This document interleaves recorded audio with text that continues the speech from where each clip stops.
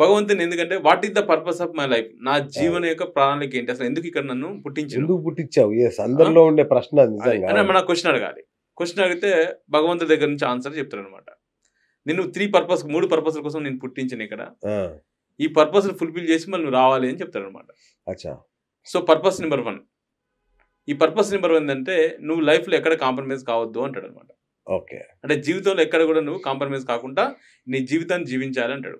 So compromise కాకుండా ఉండాలి అంటే ఎవరు కాంప్రమైజ్ కాకుండా ఉంటారు ఇక్కడ మనం ఒకసారి అడిగితే, ఒకసారి మనము ఈ ప్రపంచంలో ఉన్న జీవరాశిని మొత్తాన్ని ఒకసారి స్టడీ చేద్దాం.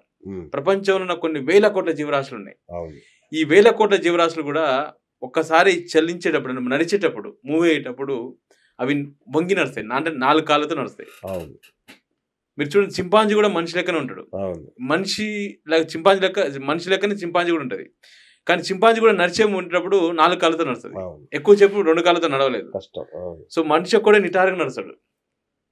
మీరు చూడండి, ఈ ప్రకృతి ధర్మం ఏం చెప్తుందంటే, ఎవరైతే నిటారుగా ఉంటాడో వాడు రూలర్ అని, కింగ్ అని, గెలిచిన వాడని, ఎవడైతే బొంగుతాడో వాడు బానిస అని చెప్పి ప్రకృతి చెప్తుంది.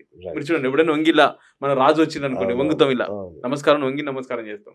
అంటే వంగేవాడు బానిస, నిటారుగా ఉండేవాడు రూలర్ అని, రాజు అని. దాన్ని అంటే ఈ మనిషి అనేవాడు ఈ ప్రపంచంలో రూల్ చేయడానికి వచ్చిండు.